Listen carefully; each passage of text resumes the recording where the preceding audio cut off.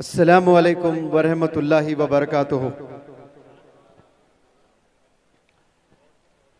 हिंदुस्तान का सफ़र हम लोग शुरू किए हैं मिशन एजुकेशन और कुरानिक कंपटीशन के नाम से, और जहाँ भी हमारा जाना हो रहा है वहाँ मुनव्वर जमा को खूब सवाब मिल रहा है और हज़ारों में तादाद लोग आते हैं और वो सवाब लूट नहीं रहे। कैसे? जब मैं सलाम करता हूँ तो मुझे मुकम्मल सवाब मिलता है और आप लोग जवाब ना देकर महरूम रह रहे हैं सवाब से। और मैं कभी ऐसा नहीं चाहता कि मेरे सामने लोग बैठे हैं और मैं सलाम करूं और आप अल्लाह के सवाब से महरूम रहें। अस्सलामु अलैकुम व रहमतुल्लाहि व बरकातुहू। वरना अच्छा, ये दूसरी दफ़ा जो आप लोग जवाब दिए ना, इसमें भी ज़्यादा फीसद सवाब मुझे ही मिलने वाला है, क्योंकि बोल बोल कर करवाया मैंने, आपने खुद से नहीं किया है। तो नीयत अल्लाह सुब्हानहू तआला देखता है हर काम में। वो जो खुद से करता है उसको अल्लाह का पूरा सवाब मिलता है, जो करवाता है तो उसका इन्वॉल्वमेंट नहीं होता है ना। बहरहाल अल्लाह बड़ा रहीम है, देने पे जब उतर आता है तो एक की बरकत से सबको भी दे देता है।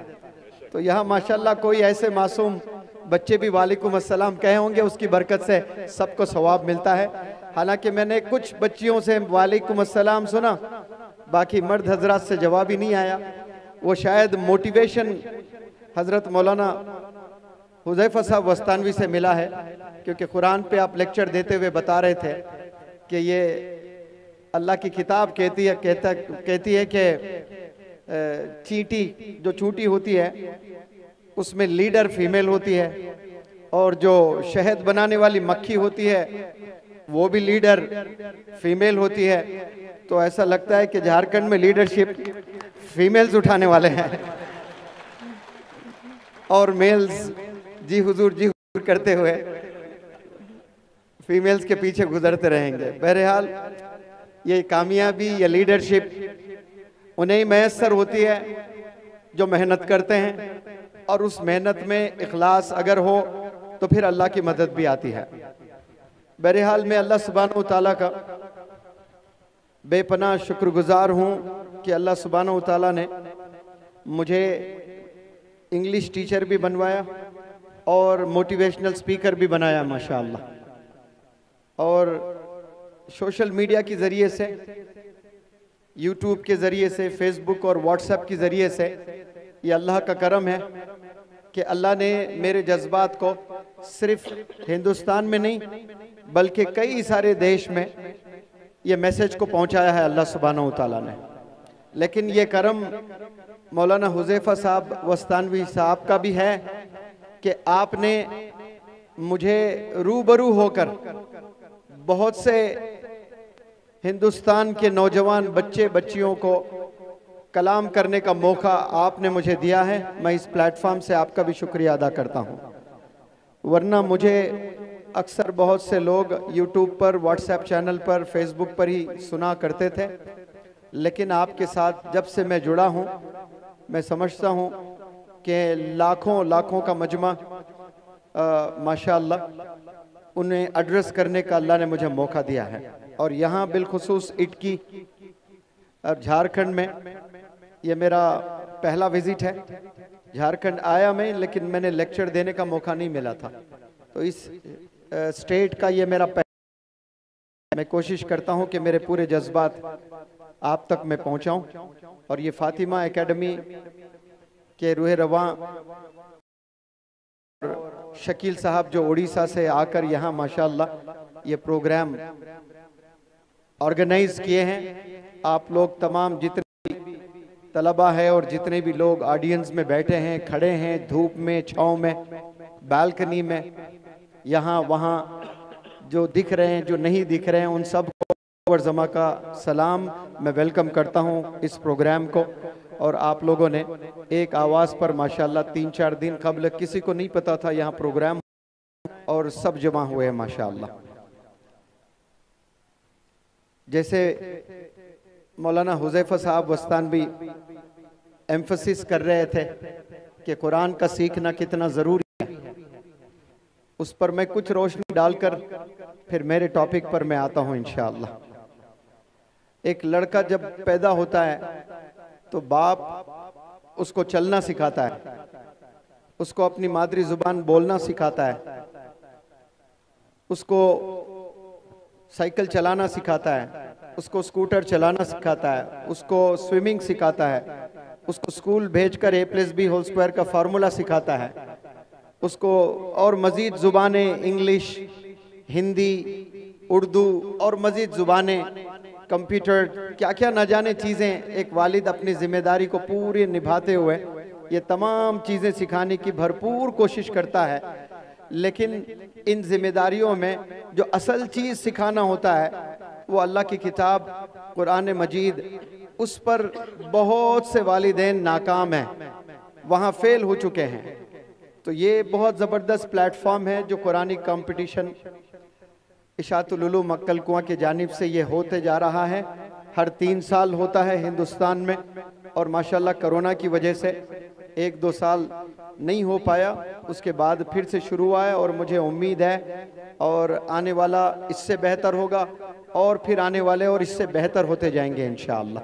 तो मैं उम्मीद करता हूँ कि हज़रत के बयान से आप लोग सब मुस्तफ़ीद होंगे और तमाम वालिदैन जितने भी मदर्स हैं, फादर्स हैं, रिस्पॉन्सिबल गार्जियंस हैं, वो सब ये मैसेज आप घर ले जाएं।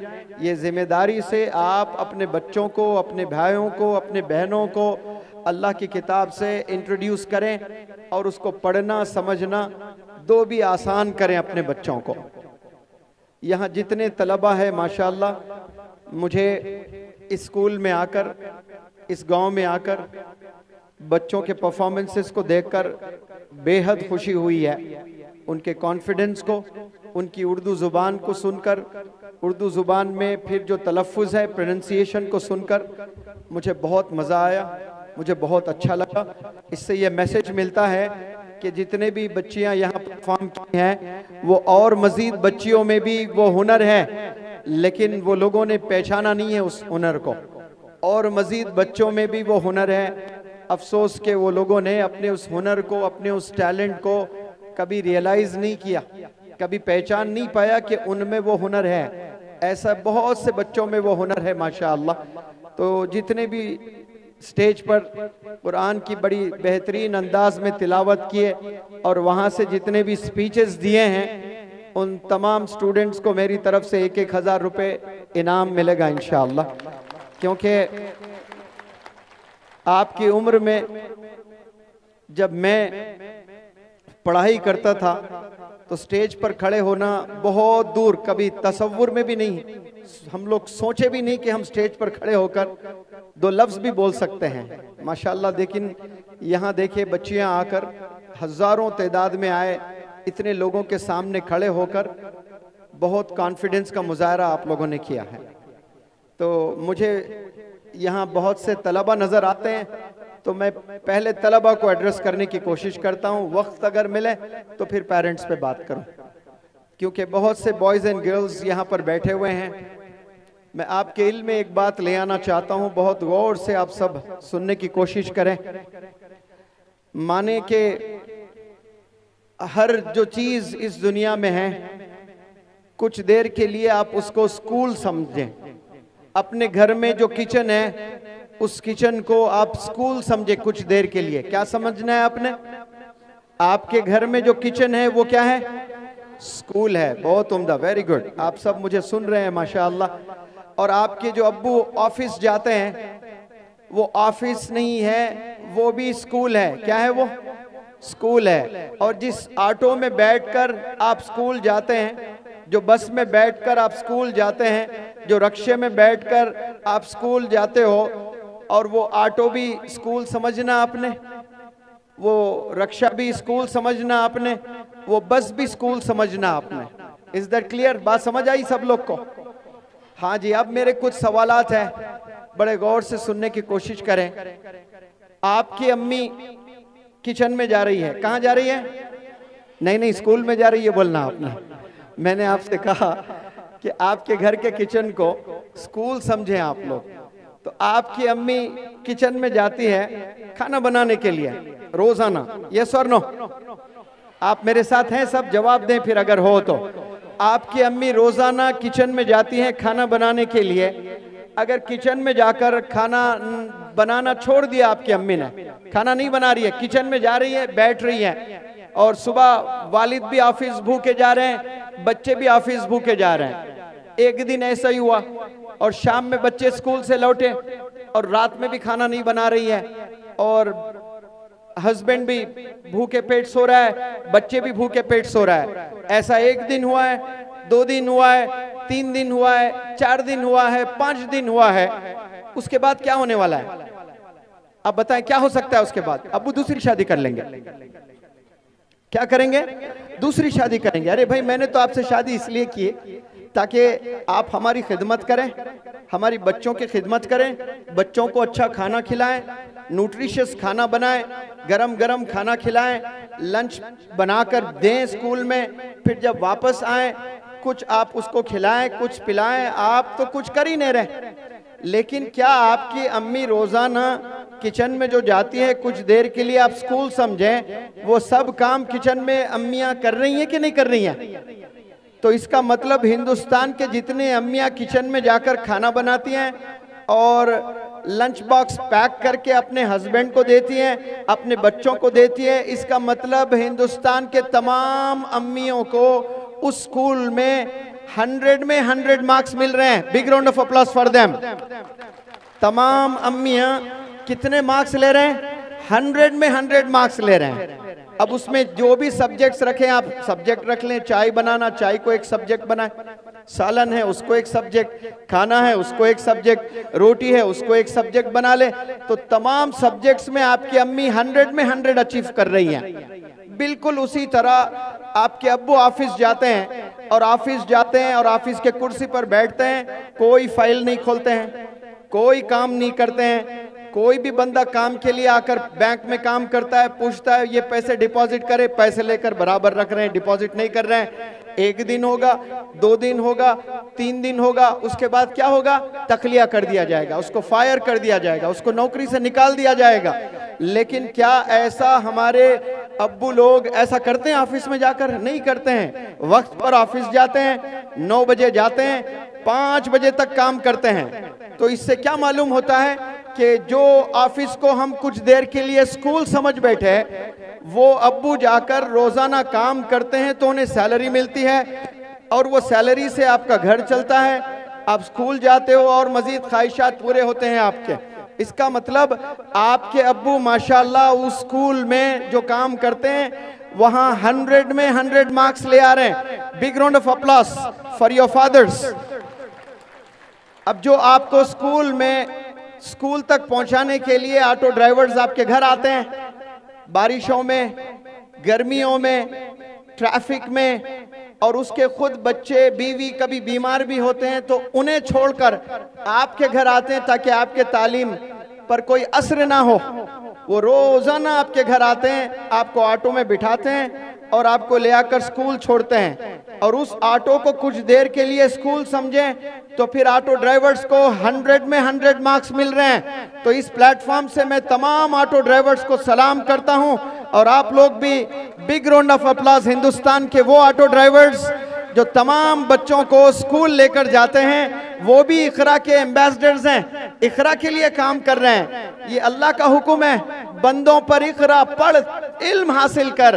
तो कोई बंदा इल्म हासिल करने जा रहा है और उसको ऑटो ड्राइवर बिठा कर ले जा रहा है, तो उसका भी कंट्रीब्यूशन है, वो अपने काम में 100 में 100 मार्क्स ले आ रहा है। तो अम्मी 100 में 100 मार्क्स, अब्बू 100 में 100 मार्क्स, ऑटो ड्राइवर्स 100 में 100 मार्क्स। अब 100 में 100 मार्क्स कोई नहीं ला रहा है तो वो कौन है? वो तलबा है। वो स्कूल जाकर सिर्फ बैठते हैं। They go to school with bags, with notebooks, with pen and everything, but they get back home empty minded. वो बड़ा सामान लेकर जाते हैं स्कूल रोजाना, लेकिन जब वापस घर लौटते हैं वो कैसे लौटते हैं? एम्प्टी माइंडेड लौटते हैं, यानी कुछ नहीं सुनते हैं अपने टीचर्स को। तो गोया आप जो स्कूल जा रहे हो उसमें आप 100 में 100 ला ही नहीं रहे हो। बमुश्किल क्लास में 5 बच्चे ले आते हैं, 2 बच्चे ले आते हैं, और सारे अम्मियां 100 ले आ रहे हैं, सारे अब्बू 100 ले आ रहे हैं, सारे ऑटो ड्राइवर्स 100 ले आ रहे हैं, अपने काम को जस्टिस दे रहे हैं, इंसाफ कर रहे हैं अपने काम से, और इंसाफ कोई नहीं कर रहे हैं तो वो स्कूल और कॉलेज के तलबा नहीं कर रहे हैं। तो मैं ये एग्जाम्पल्स देकर आपके दिलों तक पहुंच, क्यों ऐसा आप लोग कर रहे हो? क्या आप मेहनत करते हुए नजर नहीं आती है? क्या आपको अपने अब्बू मेहनत करते हुए नजर नहीं आते हैं? क्या आपको ऑटो ड्राइवर्स मेहनत करते हुए नजर नहीं आ रहे हैं? ये सब लोग 100% अपने एफर्ट्स लगा रहे हैं और कामयाब हो रहे हैं, और कामयाब कोई नहीं हो रहे हैं तो वो स्कूल के तलबा नहीं हो रहे हैं। सेकेंड स्टैंडर्ड में अगर कोई अल्लाह का बंदा मैथमेटिक्स में फेल होता है तो वो जहन में ये बात बिठा लेता है कि maths is a very tough subject. वो थर्ड में भी वही हाल होता है, फोर्थ में भी वही हाल होता है, फिफ्थ में भी वही हाल होता है, और 10th में जाकर जब वो इम्तिहान लिखता है तो फेल हो जाता है। अब आप बताइए, फेल होने के लिए क्या किसी बंदे को 10 साल स्कूल जाने की जरूरत है? आंसर दे मुझे। आपने 10th का इम्तिहान लिख रहे हो और 2-3 सब्जेक्ट्स आप फेल हो रहे हो, तो फेल होने के लिए क्या आपको 10 से 12 साल स्कूल जाने की जरूरत है? आप घर में बैठकर भी फेल हो सकते हैं। स्कूल में दाखिला ही ना लें, आप एडमिशन ही ना लें, सीधे जाएं, इम्तिहान में बैठें, एग्जाम हॉल में लिखें, फेल हो जाओगे। लेकिन यहाँ 12 साल जाकर आप फेल हो रहे हो, अजीब। आप कुछ भी काम करें, हर काम सीख सकते हो। 2 महीने में आप बहुत सारी चीजें आपको मालूम हो जाएगी, हर एक चीज में काम करें। स्विमिंग किसी को नहीं आती है, यहाँ बहुत से बच्चियों को स्विमिंग नहीं आती है। अगर स्विमिंग पूल आपको मिल जावे और 2 महीना रोज आप प्रैक्टिस कर लें तो आप बेहतरीन स्विमर बन जाएंगे, आपको स्विमिंग आ जाएगा। यहाँ जितने बंदे मुझे सुन रहे हैं जिन्हें स्विमिंग नहीं आती है, वो बमुश्किल 1 हफ्ता, 15 दिन, 1 महीना आप अगर स्विमिंग पूल में उतरोगे, हाथ पैर हिलाओगे तो तैरना सीख जाओगे। बिल्कुल इसी तरह जिन्हें स्कूटर चलाना नहीं आता है, वो 1 बार गिरेंगे, 2 बार गिरेंगे, 4 बार गिरेंगे, 10 बार गिरेंगे, फिर उसके बाद स्कूटर आसानी से चला लेते हैं। हर बंदा मोबाइल फोन चलाना सीखा है, वो कोई स्कूल में पढ़ाया नहीं जाता है, कॉलेज में नहीं पढ़ाया जाता है, यूनिवर्सिटी में नहीं पढ़ाया जाता है कि इंस्टाग्राम को कैसे चलाया जाए। ये कोई पीरियड होता है स्कूल में? टीचर बताते हैं, लेकिन छोटे से बच्चे 4 साल 5 साल के बच्चों को भी पता चल गया कि इंस्टाग्राम को कैसे चलाया जाता है, यूट्यूब को कैसे चलाया जाता है। जब बंदा इन्वॉल्व हो जाता है सीखने में तो उसको बहुत से चीजें आसान हो जाता है सीखना। इसी तरह मैं आपको अपील करना चाहता हूं कि आप लोग जो वक्त बिता रहे हो, जो 10 साल 12 साल स्कूल जाकर, ये अपने जिंदगी का बहुत अहम वक्त होता है। और बिलखुसूस जब बच्चे 7th स्टैंडर्ड में चले जाते हैं और टीनेज में जाते हैं, और टीनेज सबको पता है 13 से शुरू होकर 19 पर खत्म होता है, तो ये जो 7-8 साल का फेज होता है, फेस नहीं कह रहा हूं मैं, फेज PHASC, ये जो फेज होता है 7-8 साल का, इसको गोल्डन पीरियड कहा जाता है एजुकेशन लाइन में। इसी में बनते भी हैं बच्चे, बिगड़ते भी हैं। लेकिन रिसर्च कहता है 80% से ज्यादा स्कूल गोइंग बच्चे बिगड़ जा रहे हैं, और बमुश्किल 10 से 20% बच्चे अपने करियर संवारने में कामयाब हो रहे हैं। और फेल कितने हो रहे हैं? 80% फेल हो जा रहे हैं। मेरी मुराद, मेरा कहना, फेल का मतलब आप एग्जाम में पास हुए हैं, 60% 70% सब्जेक्ट पे कुछ नॉलेज नहीं है, वो भी मेरे नजदीक फेल के बराबर है। और कामयाब का मतलब क्या है? सब्जेक्ट पर कमांड हासिल होना, सिर्फ मार्क्स ले आकर खुश होना, सेलिब्रेट करने को कामयाबी नहीं कहते हैं भाई। सब्जेक्ट पर कमांड हासिल होना है। अब जब गाड़ी चलाना सीखते हो आप, तो पहले मैदान में सीखते हो या गलियों में सीखते हो, लेकिन आपके दिल को पता होता है, आप इत्मीनान बख्श नहीं रहते कि मैं सड़कों में जब तक ना चलाऊं, मैं जब तक एक अच्छा राइडर नहीं कहला हो जाऊंगा। मैं बाजार में जहां बहुत ट्रैफिक होती है, अगर वहां चला लूं मैं, तो अपने आप को आप शाबाशी देंगे और सेटिस्फैक्शन आपको एक मिलेगा कि हाँ, मुझे इतनी बड़ी ट्रैफिक में मुझे चलाने आ रहा है। बिल्कुल उसी तरह आप ग्राउंड में तो चला रहे, लेकिन बाजारों में ट्रैफिक में आपको कार चलाने नहीं आ रहा है, 2 व्हीलर चलाने नहीं आ रहा है। बिल्कुल इसी तरह 10th पास तो हो गए, 12th पास तो हो गए, ग्रेजुएशन आपने पास तो कर लिया है, लेकिन आपके पास में नॉलेज नहीं है, आप सब कुछ भुला बैठे हैं और बोलने के हुनर नहीं है आपको, कम्युनिकेशन स्किल्स आपके पास में नहीं है, तो दुनिया के नजदीक गोया आप कुछ नहीं है। आपसे कई गुना अच्छे तो वो लेबर है जो कभी स्कूल का चेहरा नहीं देखे, लेकिन 30-30 हजार रुपए कमाने का हुनर रखते हैं माशाल्लाह। वो 30-30 हजार रुपए कमा रहे हैं। लेकिन यहाँ MBA भी कर लिए हैं बच्चे, बहुत इंजीनियरिंग भी कर लिए, कामयाब भी हुए हैं, लेकिन उन्हें 2 मिनट अंग्रेजी में गुफ्तगू करना नहीं आता है, 2 मिनट बात नहीं कर सकते हैं। मौलाना कभी स्कूल जाना ही नहीं हुआ मौलाना का, लेकिन अभी मैं आ रहा हूं, एक तमिलनाडु से कोई फोन किए और मौलाना 5 से 10 मिनट अंग्रेजी में बात किए उनसे। हालांकि मिस्टेक्स वगैरह थे, लेकिन अपनी बात को पूरा रखे, पूरा कंप्लीट माशाल्लाह। ये जो बोलना चाह रहे थे उस बंदे ने समझ लिया, और वो जो बंदा बोलना चाह रहा था ये समझ लिए। लेकिन जो मौलाना ने 10 मिनट बात की, ऐसे लाखों इंजीनियर्स हैं इंडिया में, ऐसे लाखों ग्रेजुएट्स हैं इंडिया में जो 5 से 10 मिनट इंग्लिश नहीं बोल सकते, जो मौलाना स्कूल कॉलेज ना जाकर भी 5 से 10 मिनट अंग्रेजी में गुफ्तगू किए हैं। क्यों? दुनिया घूमे हैं, समझे हैं कि जरूरी है सीखना, हर इंसान की जुबान सीखना और उससे कम्युनिकेट करना। तो यहाँ लैंग्वेज एक बैरियर हो जाएगा, आप लोग को एक रुकावट हो जाएगा। हाथ में सर्टिफिकेट रहेगी, उसकी कोई वैल्यू नहीं रहेगी। तो कॉन्फिडेंस जनरेट करें, कम्युनिकेशन स्किल्स पर फोकस करें।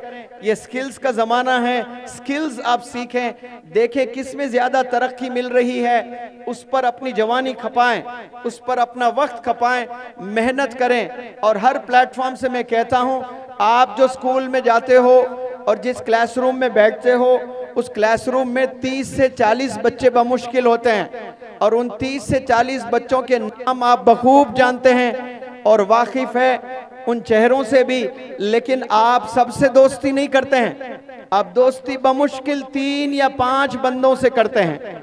वही 3-5 बंदे आपकी पूरी जिंदगी तबाह कर सकते हैं, और वही 3-5 बंदे आपकी पूरी जिंदगी आबाद कर सकते हैं।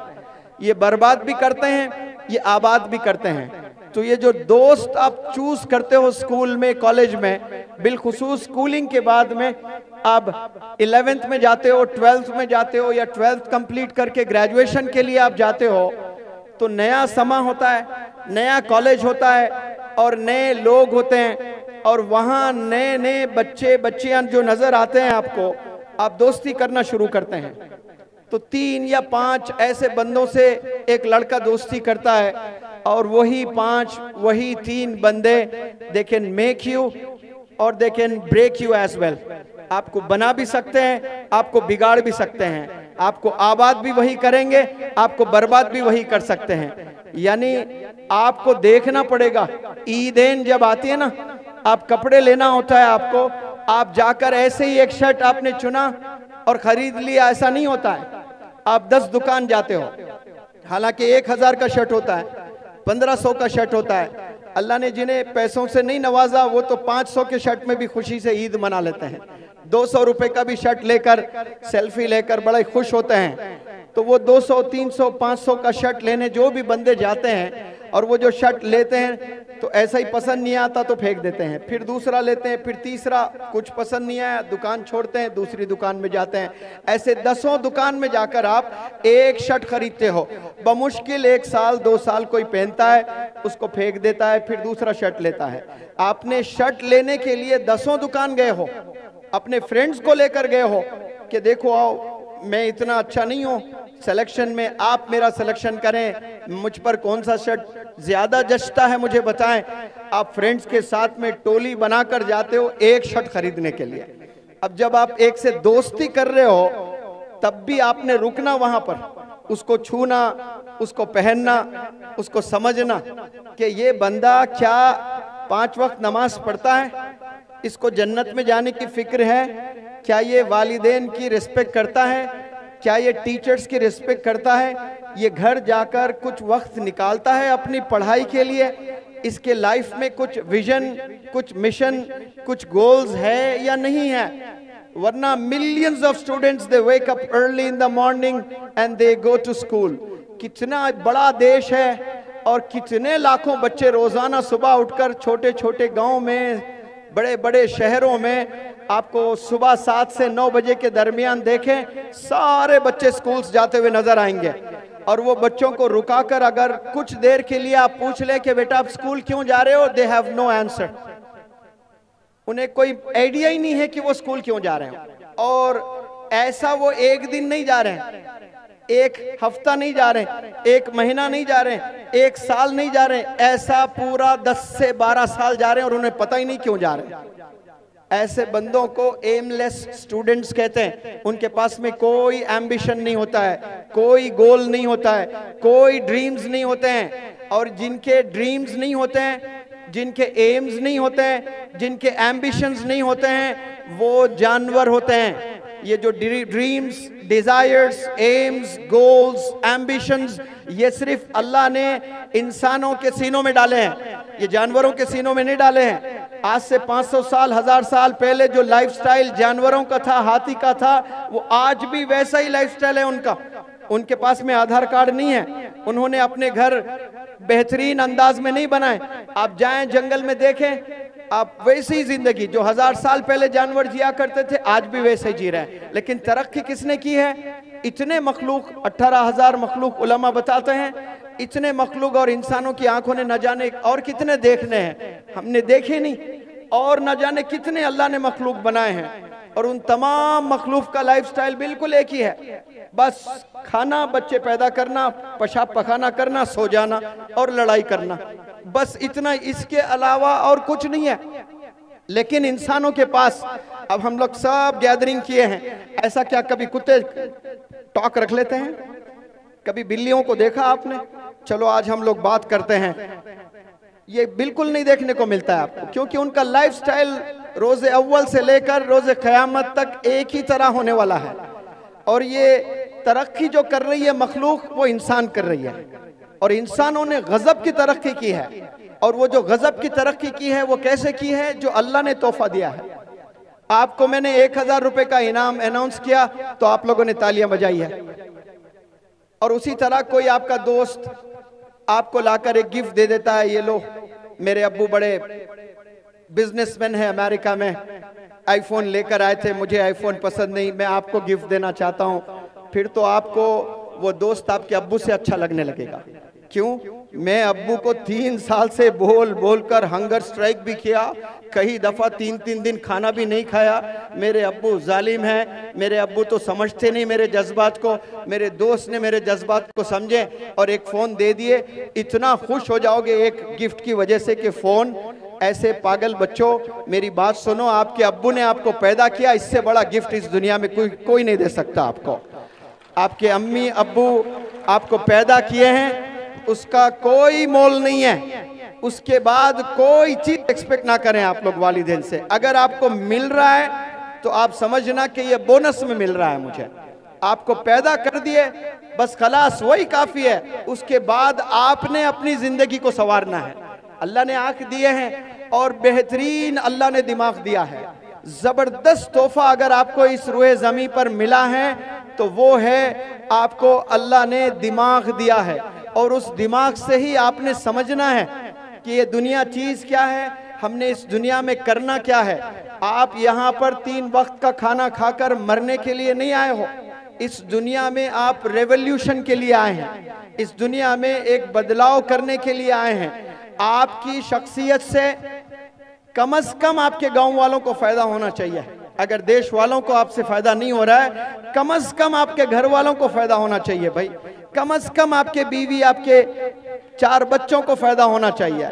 लेकिन नौजवान बच्चे जो जवानी के वक्त को बर्बाद करते हैं और कुछ साल के बाद शादी होती है और बड़े अरमानों से बच्ची आती है कि मेरा हीरो होगा, मुझे ऐसा करेगा, मुझे लॉन्ग ड्राइव पे ले जाएगा, होटल पे ले जाएगा, मुझे हनीमून चांद पे भी ले जाएगा। ये सब ख्वाबें लेकर आती है। एक दिन में सारे ख्वाबें चुकनाचूर हो जाते हैं। जब उसको हाल पता चल दुनिया क्या है, अब उसके पास ना जॉब है, ना स्किल्स है, ना एम्बिशन है लाइफ में। अब दोनों की जिंदगी बर्बाद। उसके बाद 2-4 साल के बाद, 5-6 साल के बाद 2-4 बच्चे पैदा होंगे। बच्चों को अच्छी नहीं दे सकता, न्यूट्रिशन सकता और नए नए जगह घुमाकर एंजॉय नहीं पा सकता है। तो ऐसा आज हो रहा है।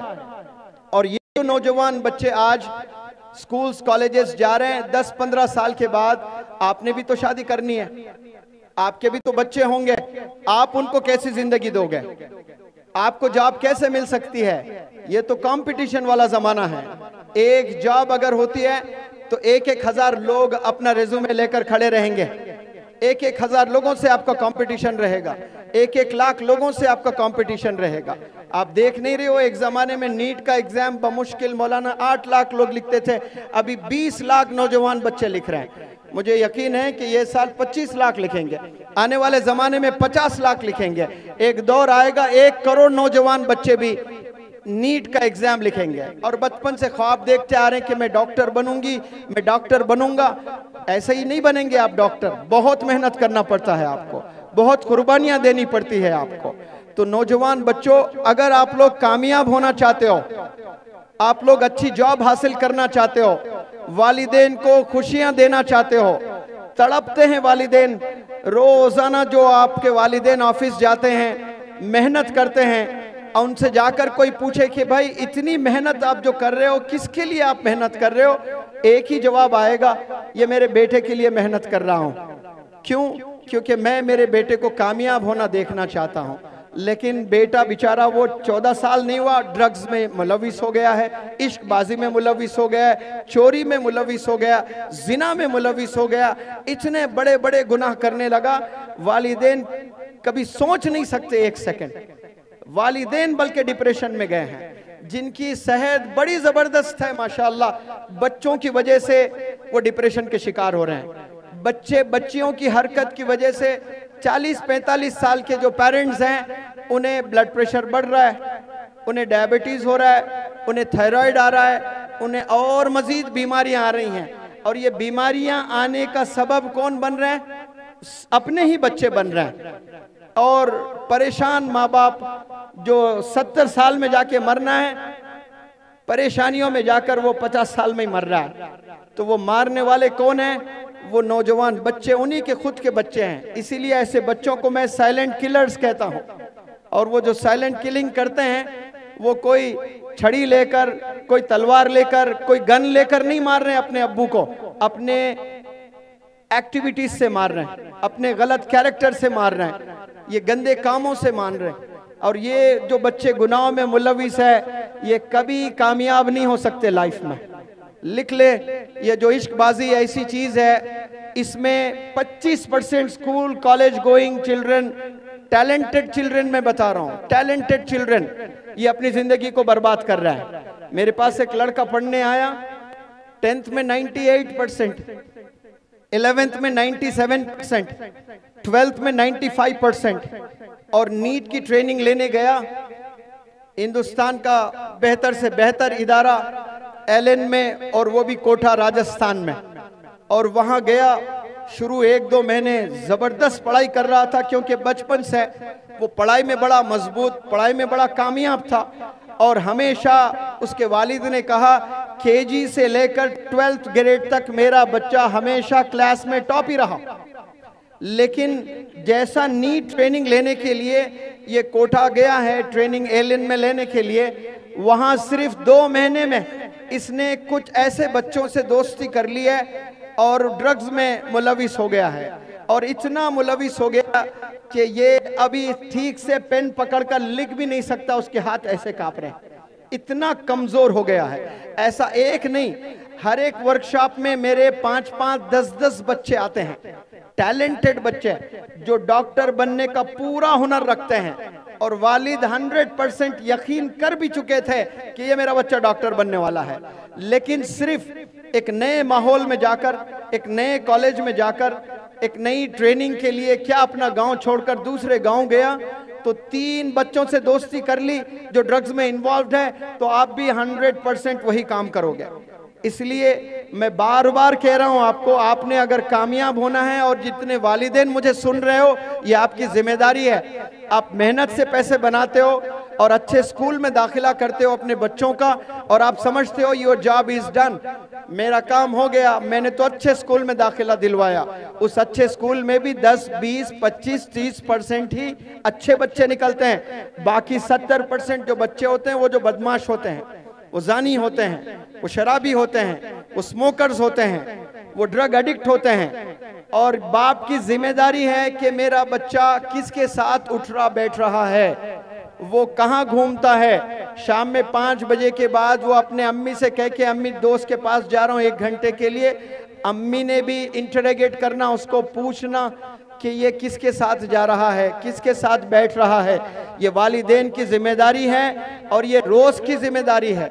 बिगड़ने के लिए एक लम्हा काफी होता है, एक लम्हा, और वो जो बिगड़ गया फिर उसका कोई रिकवरी नहीं मिलेगी आपको।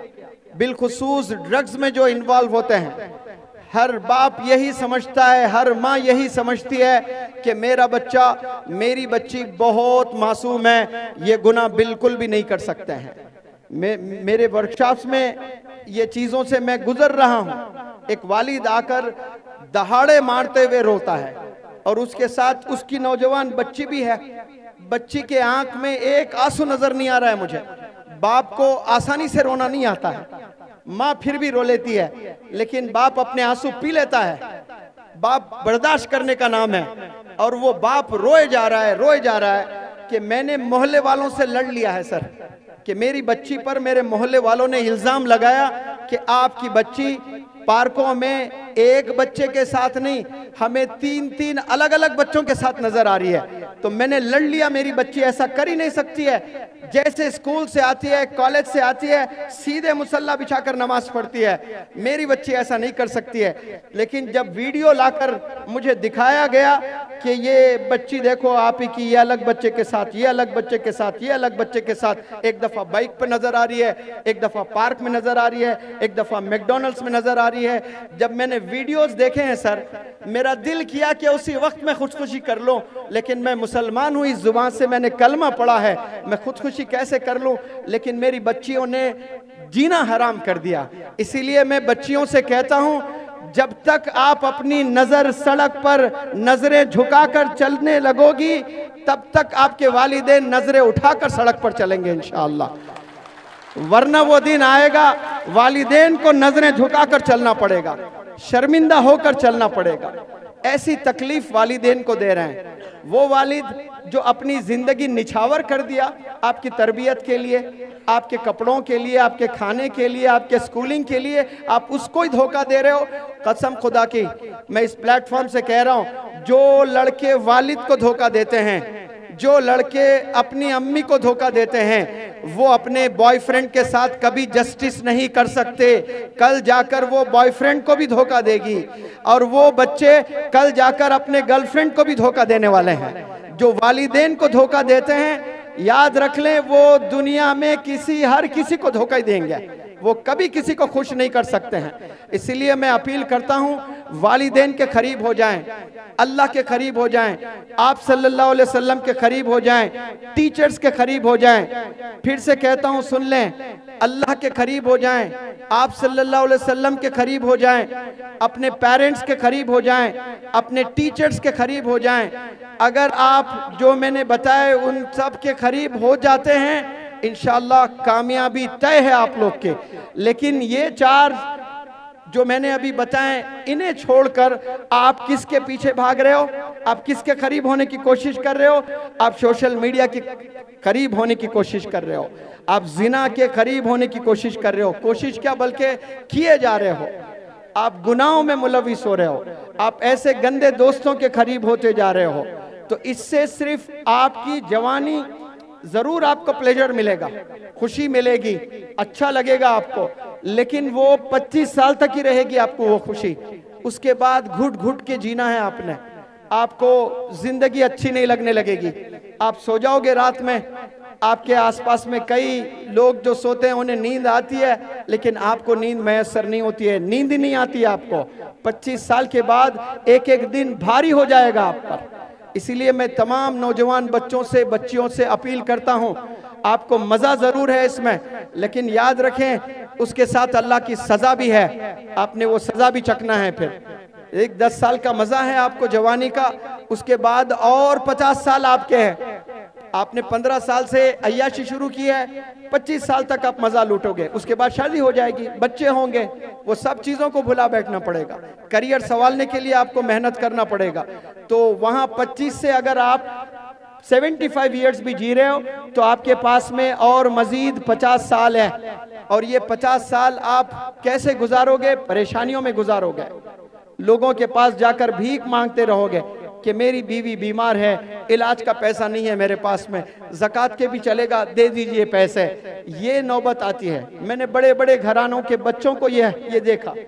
इसीलिए अल्लाह सुब्हानहू तआला ने साफ साफ पहले बता दिया है कि इक़रा, पढ़, इल्म हासिल कर, हुनर हासिल कर, स्किल हासिल कर, नॉलेज हासिल कर, और ये जो हासिल करते हैं वही कामयाब होते हैं। और अल्लाह ने इस दुनिया को बनाया है, तो दुनिया को बनाने के बाद अल्लाह ने आप सल्लल्लाहु अलैहि वसल्लम को भेजा है।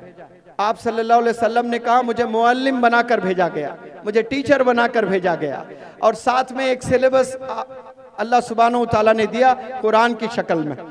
इसका मतलब साफ ये है कि जो कामयाब होना चाहते हैं वो टीचर का हाथ पकड़े और किताबों में जिंदगी गुजारे। एक हाथ आपका अगर टीचर के हाथ को थामता है और दूसरा हाथ किताबें थाम लेता है तो वो फिर इंशाअल्लाह कल का मौलाना अबुल कलाम आज़ाद होगा, इंशाअल्लाह वो कल डॉक्टर APJ कलाम होगा इंशाअल्लाह। आप दोस्ती किताबों से करें, आप दोस्ती अपने टीचर से करें, आप दोस्ती अपने पेरेंट्स से करें। मैं देखता हूँ मौलाना हजरत यहाँ बैठे हैं, अपने बच्चे, 2 बच्चे हैं माशाल्लाह, दोनों आलिम दीन, एक डॉक्टर बन रहा है, एक सऊदी अरेबिया में माशाल्लाह मदीना में बेहतरीन अरबी जुबान सीखते हुए और मजीद आलिमियत का कोर्स वगैरह कर रहे हैं। बिल्कुल दोस्तों की तरह आप बिहेव करते हैं, हंसी मजाक तमाम चीज़ें, फिर उसमें कभी सीरियस नोट आप बताते भी हैं तरबियत में, ये चीज़ करें, ये चीज़ ना करें। तो ये आप जितना वक्त आपका टीचर्स के साथ आप बिताओगे, पेरेंट्स के साथ आप बिताओगे, अपने किताबों में आप बिताओगे, इंशाअल्लाह आपके पीछे एक काफिला चलेगा इंशाअल्लाह। इल्म के पीछे जो भी दौड़ता है अल्लाह सुब्हानहू तआला उसे सिर्फ कामयाबी नहीं बल्कि उसको एक रिकग्निशन, उसे एक इज्जत भी मिलती है। तो आप लोग मेरी इन बातों को अपने घर ले जाएं, लिखें किताब में और फॉलो करें उसे अपनी ज़िंदगी में। बिलखुसूस अपनी ये जो जवानी, जो टीनेज होती है 19 ईयर्स तक, वहीं आपका पूरा करियर बन जाता है, वहीं आपका पूरा करियर संवर जाता है। तो आप ये गुनाहों से बचे। कुछ मैं गुनाहें आप लोग के इल्म में ले आना चाहता हूँ, बताना चाहता हूँ। इससे अगर आप बच जाते हो तो फिर कल के आप टॉप इंजीनियर भी हैं, डॉक्टर भी हैं, चार्टर्ड अकाउंटेंट भी हैं, बिजनेस एंटरप्रेन्योर भी हैं इंशाअल्लाह। आप एक घर चलाने वाले नहीं बनेंगे, आपके मोहल्ले में अगर 100 बेवा हैं तो वो 100 बेवाओं को खाने देने वाले बनेंगे आप इंशाअल्लाह। अगर 100 ऐसे घर हैं जब बच्चे स्कूल नहीं जा पा रहे हैं महज पैसों की वजह से, तो आप वो 100 बच्चों को स्कूल भेजने वाले बनेंगे इंशाअल्लाह। ऐसे अपने करियर को संवारो। बचना किससे है आपने? बचना सोशल मीडिया से है। बचना किससे है आपने? बचना गंदे दोस्तों से है, बचना ड्रग्स से है, बचना गीबत से है, बचना जिना से है। अगर ये जिना से, ड्रग्स से, सोशल मीडिया से और गंदे फ्रेंड से अगर आप बचते हो इंशाअल्लाह आपकी कामयाबी तय है।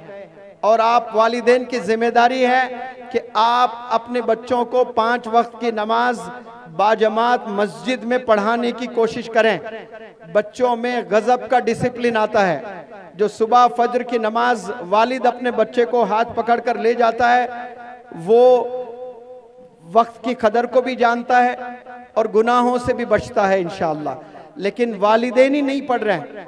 अम्मी पाकिस्तान के सीरियल्स देखने में मशगूल है और अब्बू क्रिकेट मैचेस देखने में मशगूल है, और बेटे को कह रहे हैं चलो एग्जाम में पढ़ लो, और अम्मी फोन में टीवी देख रही है, अब्बू टेलीविजन में क्रिकेट मैच देख रहे हैं। अब ये सीरियल्स में अम्मी मशगूल है, क्रिकेट मैच में अब्बू मशगूल है, और बेटे को कह रहे हैं कि चलो पढ़ाई करो। आपने पहले कुर्बानी देना है, आपने टीवी देखना बंद कर देना, बल्कि टीवी को घर से निकाल दें। मोबाइल फोन कम इस्तेमाल करें वालिदैन अपने बच्चों के सामने। बच्चों के सामने मोबाइल्स बहुत कम इस्तेमाल करें, बल्कि मैं माँ से कहता हूँ कि आप 2 घंटे अपने बच्चों के साथ बैठें और वो मैथ्स पढ़ रहे हैं, साइंस पढ़ रहे हैं, आप बिल्कुल बैठकर देखते रहें। वो देखना भी आपके लिए इबादत है, सवाब है, क्योंकि आप गुनाहों से बचा रहे हो, आप इकरा इल्म से करीब कर रहे हो अपने बच्चों को। लेकिन कौन सी माँ अपने बच्चों के साथ 2 घंटे बैठती है? बमुश्किल 5% ऐसे अम्मियाँ होंगी जो बच्चों के साथ बैठती हैं। छोटे बच्चों के साथ तो सब माएँ बैठती हैं, जैसे 7th स्टैंडर्ड पे चला जाता है तो सब छोड़ देते हैं। तो मैं चाहता हूँ, मैं अपील करता हूँ तमाम पेरेंट्स से कि अपना वक्त निकालें, अपने बच्चों के साथ रोज़ाना बैठें, उनको अच्छे लोगों से मिलाएं, अच्छे उलमा से मिलाएं, अच्छे टीचर्स से मिलाएं, और स्किल्स डेवलपमेंट के लिए आप जितना पैसा खर्चा करना चाहते हैं उतना खर्चा करें। ये फ़ायदा ही फ़ायदा होने वाला है इंशाअल्लाह। ये ज़माना स्किल्स का है, बहुत कंपटीशन का है। अपने बच्चों को गुनाह से बचाएं, फ़ोन से बचाएं, जिना से बचाएं, सोशल मीडिया से बचाएं। आप जो कॉलेज जा रहे हैं वो कॉलेज के टीचर से हफ्ते में 2 बार जाकर मिलें कि मेरा बच्चा कैसा पढ़ाई कर रहा है, रोज़ आ रहा है कि नहीं आ रहा है, मेरी बच्ची रोज़ आ रही कि नहीं आ रही है, इसके फ्रेंड्स कौन हैं, फ्रेंड्स का कैरेक्टर कैसा है, क्या फ्रेंड्स पढ़ाई में अच्छे हैं कि नहीं हैं, फ्रेंड्स का बिहेवियर कैसा है टीचर्स के साथ में। ये इंक्वायरी वीकली वंस ज़रूर करें आप लोग पेरेंट्स, इंशाअल्लाह तो एक रेवोल्यूशन आएगा। मुझे यकीन है यहाँ के तलबा में, यहाँ के तमाम अफराद जितने आकर बैठे हैं इस धूप में, गजब का डिसिप्लिन मैं आप लोगों में देख रहा हूँ। इरादे की ज़रूरत है, इरादा कर लें, इंशाअल्लाह यहाँ से एक रेवोल्यूशन आएगा, यहाँ से फिर से एक मौलाना अबुल कलाम आज़ाद पैदा होगा, यहाँ से फिर से एक भारत का इंशाअल्लाह एजुकेशन मिनिस्टर बनेगा और कामयाबी आपको मैसर होगी। जज़ाकुमुल्लाह खैर। अस्सलामु अलैकुम।